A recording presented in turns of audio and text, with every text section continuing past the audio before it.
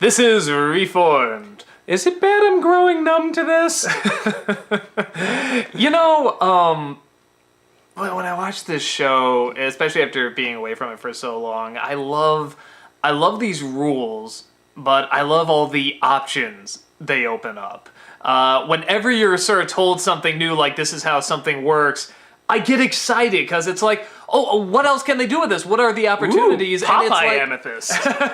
and yeah, for something like this where you know they can regenerate, and if anything, you need time to regenerate and be put back together. You know, Pearl took 2 weeks, and now they bring it back here. Or you do it all sloppily like amethyst. Yeah, you keep getting killed by this thing, which is already pretty funny. She got poofed again. Yeah, which is already pretty funny, Sounds but really dirty.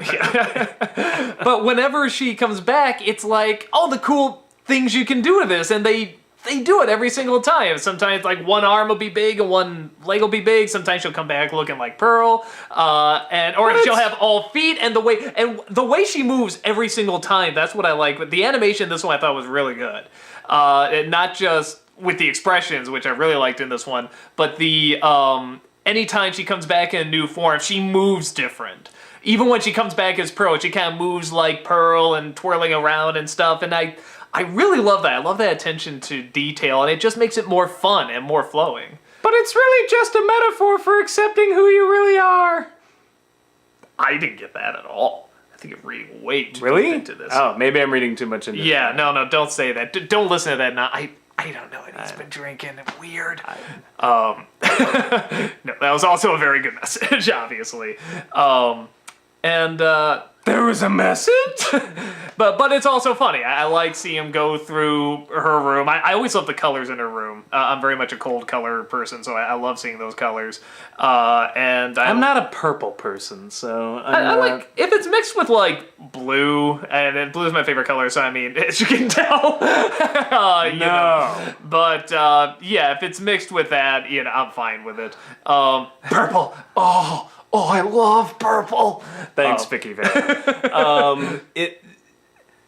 Yeah, no, I like blue a lot. Purple though, actually, purple and shades of pink may be my least favorite color. I can see the pink. I never like. I look at a sunset and I vomit. Now, actually, a sunset's about the only pink thing that I actually really yellows like. and browns I don't like. Sort of yellow, orange, and brown. That combination I don't really get. No, into. yellow-green as a combination I don't like. That swamp green kind of color. Yeah, I don't like that either. But anyway, we're getting really sidetracked here. No, let's talk about the color wheels. Yeah, that's what you tuned in. Cyan. Yeah, I thought this was, again, a good, solid episode that sort of showed different things you can do with the regeneration, but also taught a nice moral. Like I said, the expressions in this one I really like. They got really big and huge, especially with the yelling, but not Ren and Stimpy huge. Like, it still really complimented the emotions of the characters. Even that little smile she has at the end, you know, I thought that was a nice little touch. I'm going to take a wild guess and say when they were talking about which crying breakfast friend are you? Who wants to watch a show where all they do is cry? And so they got to be talking about themselves, right? They have to be talking about themselves. Like, that's one of the criticisms they got or something. What was the criticism they got? Well, because the show they're talking about, which crying breakfast friend are you? Amethyst just says, that cartoon's really weird. Why would you want to watch a show where all everybody does is cry? Do they do nothing but cry on this show? Oh, no, not nothing. I mean, I'm sure it's like a criticism or whatever, but certainly a show that addresses emotions, and there's a lot of people that, you know, cry when they're talking about the emotions and stuff. I mean, I don't know. I feel like that's got to be a light. I was just in it for the monster of the week. I don't know. Yeah, I got nothing on that. I just thought it was a joke. I think. What do you guys? I'm curious of your guys' thought. Like, leave that in the comments because I am curious. What do you have to say? Well, because like with almost anything, I don't keep that on top of fan bases. I actually try to avoid fandoms like the plague. Yeah, but me too. I find it just ends up clouding my own opinion, and I just rather not. I'm not saying any fandom's bad or worse than the other, but I find whenever I start getting involved and reading up on the fandoms, I'm just like, no. Like, it starts messing with my own opinion of the show, good or bad. Like, I'd rather just watch it in a nice little bubble. I like talking to a person about it. Like, this I really like. Yeah. I like talking to a person. When I get into a huge group of people, when you get into a message board, it's just not my thing. If it's your thing, great. It's community. It's sharing with, mass public. Like, I think it says a lot about a fandom or just a group in general when you see what everybody sort of thought about it or how opinions sway or whatever. It's like whenever I talk about it's just not my thing. It's like I don't pay attention really to anime fandoms at all, and I'll watch certain anime shows and not like them. I'll watch certain shows and I'll love them, but if I post about it, it's like, oh, it's like garbage, or I can't believe you don't watch a lot of anime, do you? And I'm like, that's my favorite. That was on your somebody, Facebook. Somebody, like a number of people, when I said I liked Sword Art Online, were just like, I get it. You don't watch a lot of anime. It's okay. He has an anime night every week. With a group of friends that come over and watch anime. I posted the number of shows that I've actually watched, and a number of people who were saying they had publicly apologized. Because, like, I've seen a fuck. This dude loves anime. I've been all the costumes at conventions and stuff, like, what, like, 98% of them are. No, because I'd say I know 50%, because there's certain shows that I just haven't seen or that are out right now that I'm not watching, and but it was just a clear example, like, this is why I don't follow the fandoms. I like anime. I don't like talking to anime fans, plural. Like, I've met plenty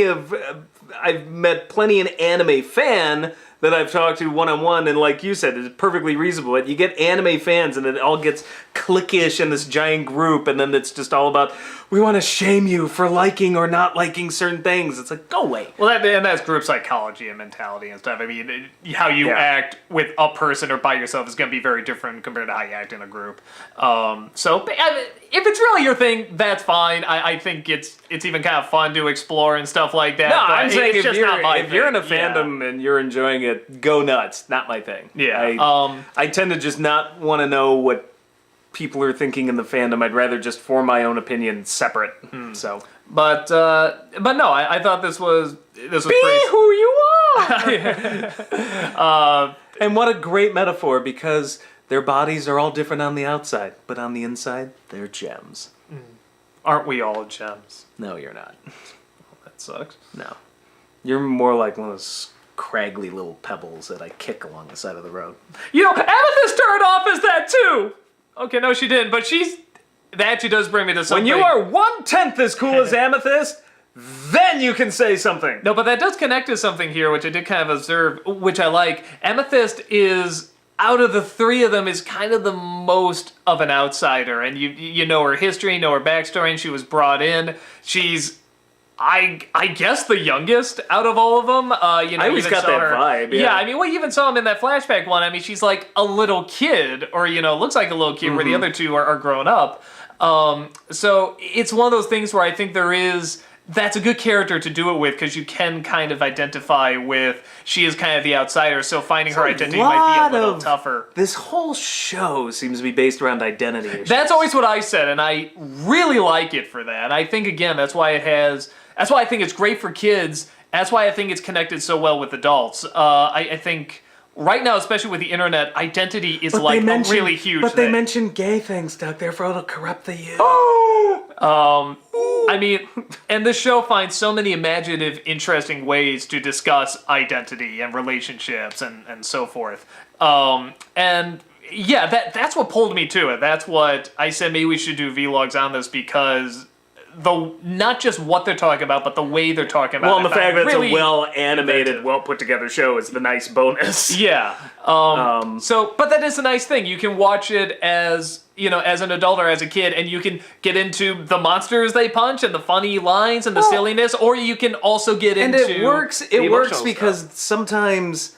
Like, there's shows out there where I really love the story or I really love the message, but I hate the animation. Mm-hmm. Or there's some shows I've watched where I'm like, wow, what a terrible story, but that was gorgeous! Yeah. That happens a lot in anime, by the way.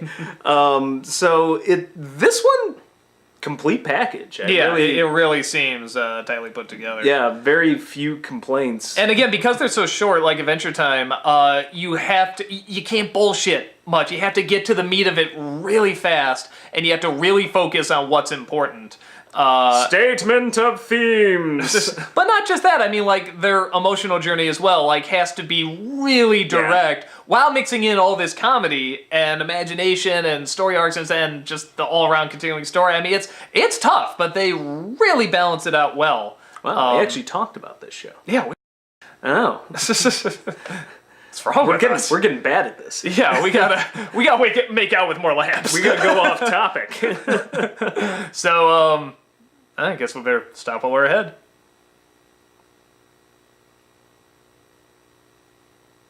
What's your second favorite color? Puce. Mine's plaid. That's not a color. Yeah, it is. No, it's not.